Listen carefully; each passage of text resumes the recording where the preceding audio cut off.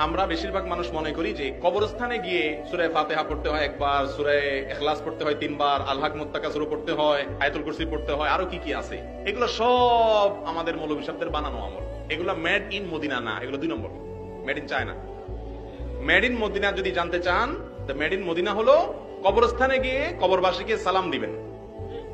সালামুন আলাইকুম দারা কওমিল মুমিনিন ওয়া ইন্না ইনশাআল্লাহু বিকুম লাহিকুন আনতুম লানা সালাফুন ওয়া নাহনু লাকুম তাবাউন। আরো বিভিন্ন রকমের হাদিসের ভাষ্য আছে। আমাদের দেশে বেশিরভাগ মানুষ পড়ে আসসালামু আলাইকুম ইয়া আহলাল কুবুর মিনাল মুসলিমিনা ওয়াল মুসলিমাত ওয়াল মুমিনাত। যাই পড়েন সালাম দিবেন, কবরবাসীকে কি দিবেন? সালাম দিবেন। এর বেশি আর কিছু নেই। সেখানে যাই এই সমস্ত দোয়া দুরুদ এটা পড়তে হবে, এই সমস্ত কোনো নিয়ম নাই। এসব নিয়ম বানায় নিলে হুজুরদের সুবিধা, কারণ আপনারা জানবেন না, তখন বলবে পেমেন্ট করেন আমরা করে দেব। বুঝতে পারছেন? যাই হোক, কবরস্থানে যে কোনো কোরআন তেলাওয়াত করার দরকার। ওখানে কবর জিয়ারত করতে যাবেন মূলত আপনার নিজের স্বার্থে। সেটা কি? যাতে ওখানে গেলে আপনার মরণের কথা স্মরণ হয়। নবীজি বলেছেন ইন্নী নাহাইতুকুম আন জিয়ারাতিল কুবুর। ইসলামের শুরুর দিকে কবর জিয়ারত নিষিদ্ধ ছিল।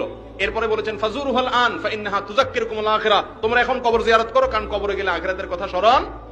আর যদি টাকা দিয়ে কবর জিয়ারত করান, তাহলে হুজুরে কবরস্থানে গিয়া আখিরাতের কথা স্মরণ না করে কত দিব জানি আজকে। ঠিক না? ঠিক।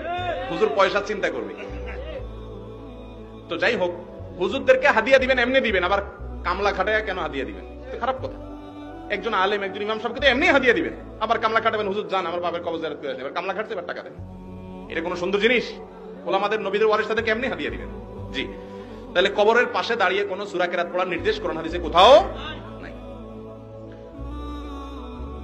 কবরের পাশে দাঁড়িয়ে মুনাজাত করার বিধান কি? কোন কোন আসার থেকে জানা যায় কবরের পাশে দাঁড়িয়ে কেবলামুখী হয়ে, কবরের দিকে না, কোন দিকে? কেবলামুখী হয়ে দোয়া করা যায়। কিন্তু রাসূল আকরাম সাল্লাল্লাহু আলাইহি সাল্লাম কবরের পাশে দাঁড়িয়ে দোয়া করতেন। একটা জয়ীফ হাদিস থেকে পাওয়া যায়, ওই যে শবে বরাতের হাদিস, যে নবী সাল্লাল্লাহু আলাইহি সাল্লাম কবরের পাশে দাঁড়িয়ে দোয়া করেছেন। এমনিতে নরমালি কবরস্থানের কাছে গিয়ে তিনি দোয়া করার কোনো বিশুদ্ধ হাদিস পাওয়া যায় না। তারপরেও যদি কেউ দোয়া করেন, কেবলামুখী হয়ে দোয়া করতে পারে। কিন্তু দোয়াটা মূল বা মুখ্য না, এবং কবর জিয়ারতের সাথে এর কোনো সম্পর্ক না, নাই। তবে একটা সুন্নাত আছে, সুন্নাতটা আমরা জানি না, বেদাতগুলো সব জানি। তাদের খবর নাই, বেদাত নিয়ে টানাটানি। সুন্নাত হলো কোন মানুষ মারা যাওয়ার পর, তাকে কবরে দাফন করার পর, মাটি দেওয়ার শেষে যারা মাটি দিলেন তারা সবাই কেবলামুখী হয়ে হাত তুলে তার জন্য দোয়া করা, বিশুদ্ধ হাদিস দ্বারা প্রমাণিত। কি দোয়া করবেন? দোয়া করবেন, আল্লাহ দুনিয়াতে সে যেরকম ইমানের উপরে অটল ছিল, আপনি কবরে এখন মুনকার নাকিরের প্রশ্নের জবাবে তাকে অটল রাখিয়েন, সে যেন পা পিছলে না পড়ে যায়। এই দোয়া করা সুন্নাত। এই দোয়া আছে আমাদের দেশে? খুব কম আছে, খুব কম। কবরে দাফন করার পরে সবাই মিলে একযোগে না, সবাই যার যার মতো, যারা দাফন করছে কেবলার দিকে ফিরে মুর্দার জন্য কি করবে? দোয়া করবে। এটা হলো সুন্নাত। তাহলে এটা করতে হবে।